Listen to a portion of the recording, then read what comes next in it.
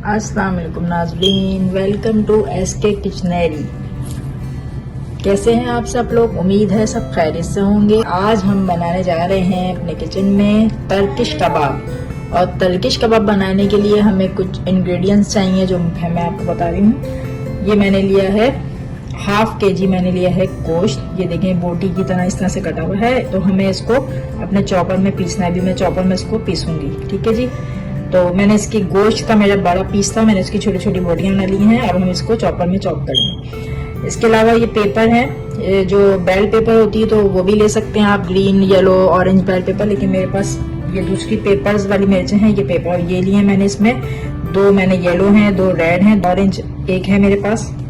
तो आप इसमें अपने हिसाब से डाल सकते हैं। ये तेज नहीं होती है तो आप जितनी मर्जी डालना चाहें, मर्जी कम या ज्यादा कर सकते हैं जी। इसमें एक अदद प्याज जा रही है। शिमला मिर्च मैंने हाफ ली है। इसमें 3 से 4 से 5 आप इसमें ग्रीन चिली ले सकते हैं, और लहसुन के जगह भी 5 से 6 ले सकते हैं। तो ये सब चीजें हैं, ये सब चीजें हमें चॉप करके अपने गोश्त में जो हम कीमा अभी चॉप करेंगे उसमें शामिल करनी है। तो सबसे पहले हम अपने जो हमारी जो बोटियां इनको हम चॉपर में डाल के चॉप करते हैं जी। तो नाज़रीन, अब हमने ये कीमा जो है वो चॉपर में डाल दिया है और हम अपने चॉप करने लगे हैं। पहले मैं इसको थोड़ा हाई पे करूंगी, फिर लो पे कर देंगे जी। तो नाज़रीन, कीमा हमारा चॉप हो गया है। मैं आपको भी दिखाती हूँ। ये जो वेजिटेबल्स ही, ये मुझे आपको दिखाना है कि हमें इस तरीके से इनको बारीक बारीक सा चॉप करना है। ये सारी जितनी भी मिर्च, सारी बेल पेपर जो मैंने ली हैं, इन सबको हमें जस्ट इनको चॉप करके और फिर इनको आपने अपने चॉपर में इनको चॉप कर लेना। इस तरीके से आपने सब चीज़ें चॉप करनी है। ये सब चीज़ें शिमला मिर्च वगैरह आपने लेके ये सब आपने चॉप करना है। इसी तरह से प्याज, उसको भी इसी तरीके से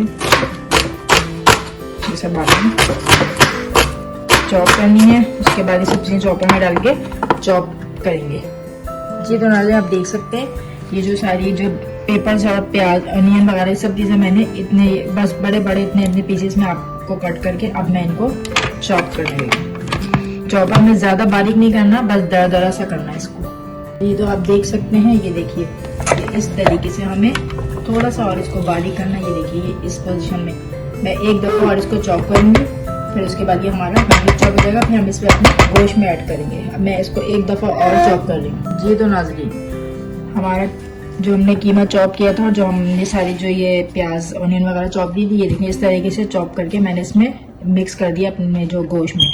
लेकिन आपको एक चीज़ बता दूं, ये जो आप जब ये वेजिटेबल चॉप करेंगे तो जब चॉप करने से इसमें डालने से पहले इसका पानी इसमें निकलता है, क्योंकि आपको पता है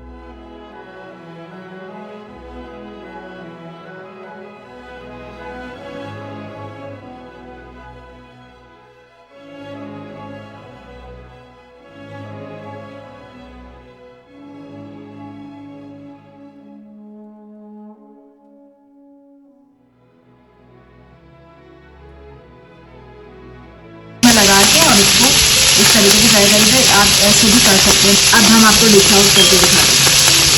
देख सकते हैं कि ये मीडियम फ्लेम पे मैंने अपने कबाब टेक आउट करके वेजिटेबल्स हैं इनको हम इसको जस्ट उसी ऑयल में कबाब मैंने उतार लिए थे। उसके बाद में फिर इसको जस्ट शैलो सा फ्राई करूँगी, बस एक कलर सा देने के लिए। ठीक है जी। इसमें मेरे पास पेपर, ग्रीन पेपर है, इसको मैं बीच में से कट करके इस तरीके से डाल दूँगी। आपकी मर्जी, वेजिटेबल आप कोई सी भी यूज़ कर सकते हैं, जो आपका दिल चाहे आप इसमें डाल सकते हैं। मेरे पास जो टमाटर, मैंने इसमें ऑनियन, टमाटर, शिमला मिर्च और ब्रोकली लिए, इन सबको मैंने स्क्वायर में कट कर लिया है। बस इस तरीके से आपने इसके ऊपर फ्राई करके इसके ऊपर हल्का सा नमक डालना है, हल्का सा इसमें आपने बिल्कुल हल्का सा ऑयल डालना है। जी तो नाज़रीन, हमारे टर्किश कबाब ज़बरदस्त से रेडी हैं। मैंने इसे वेजिटेबल के साथ शैलो फ्राई करके सर्व कर रही हूँ और मेरे पास राइस है, मैं राइस के साथ सर्व कर रही हूँ। आप चाहें तो इसको रोटी के साथ, किसी भी चीज़ के साथ सर्व कर सकते हैं। तो आपको मेरी रेसिपी कैसी लगी कमेंट बॉक्स में कमेंट ज़रूर दीजिएगा। मेरे चैनल को सब्सक्राइब करना नहीं भूलिएगा, लाइक कीजिए, मेरी रेसिपी को शेयर करना नहीं भूलिएगा। इंशाल्लाह अपनी नेक्स्ट रेसिपी के साथ एक बार फिर हाजिर होंगे। जब तक के लिए अल्लाह हाफिज।